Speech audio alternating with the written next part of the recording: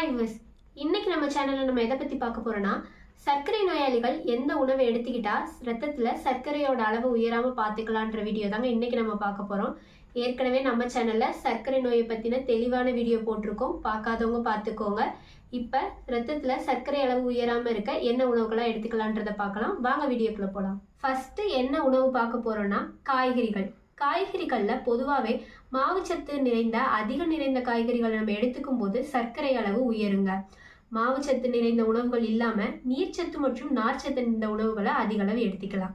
உதாரணமா மாவுச்சத்து நிறைந்த உருளைக்கிழங்கு, சேனைக்கிழங்கு, மரவள்ளிக்கிழங்கு, சக்கரவள்ளி கிழங்கு இந்த மாதிரி மாவுச்சத்து நிறைந்த உணவுகளை தவிர்த்துட்டு நீர்ச்சத்து அதிகம் நிறைந்த வெள்ளரிக்காய், புடலங்காய், பீர்க்கங்காய், நீர்ப்பூசணி, அது இல்லாம முட்டைக்கோஸ், காலிஃப்ளவர், முள்ளங்கி, வெண்டைக்காய், குடமிளகாய், பாகற்காய், பீர்க்கங்காய், கீரைகள் இந்த மாதிரி மாவுச்சத்து குறைவாகவோ இல்ல மாவுச்சத்து இல்லாத காய்கறிகளை நம்ம எடுத்துக்கிறது மூலியமாக ரத்தத்துல சர்க்கரை அளவு உயராம பாத்துக்கலாங்க.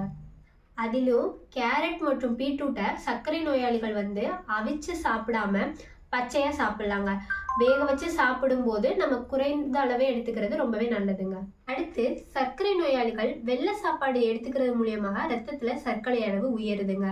அதை தவிர்க்கிறதுக்கு நம்ம மில்லட் சாப்பாடுகளான வரகரிசி, திணையரிசி, குதிரைவாளி, சாமை இந்த மாதிரி அரிசியில சாப்பாடு செஞ்சு சாப்பிடலாங்க.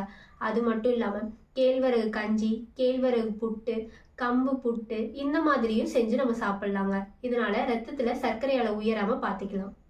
சர்க்கரை நோயாளிகள் டீ, காஃபி, பால் இந்த மாதிரி எல்லாம் சாப்பிடும்போது ரத்தத்துல சர்க்கரை அளவு அதிகமாகுதுங்க. அதுக்கு பதிலா இஞ்சி டீ, சுக்கு டீ, புதினா, செம்பருத்தி டீ இந்த மாதிரி டீ இல்லாம நெல்லிக்காய் ஜூஸ், கருவேப்பிலை ஜூஸ் இது மாதிரி சாப்பிடும்போது ரத்தத்துல சர்க்கரை அளவை கரெக்டா வச்சுக்கலாங்க. அடுத்து சர்க்கரை நோயாளிகளுக்கு ஒரு சிறந்த உணவு என்னன்னு பாத்தீங்கன்னா பருப்பு மற்றும் பயிறு வகைகள்ங்க. பயிறு வகைகள்ல என்னென்ன பயிருன்னு பாத்தீங்கன்னா தட்டைப்பயிறு, பாசிப்பயிறு, கொண்டைக்கடலை, காராமணி, மொச்சை இந்த மாதிரி பயிறு வகைகளை எடுத்துக்கலாங்க.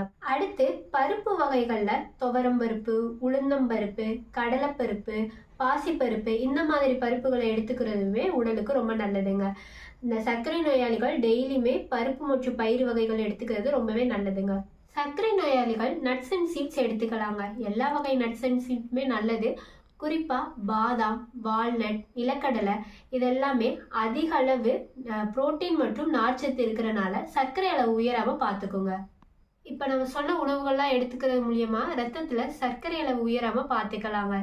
இந்த வீடியோ பிடிச்சா லைக் பண்ணி, கமெண்ட் பண்ணி, சப்ஸ்கிரைப் பண்ணி சப்போர்ட் பண்ணுங்க. மேலும் பயனுள்ள வீடியோல அப்லோட் பண்றோம்.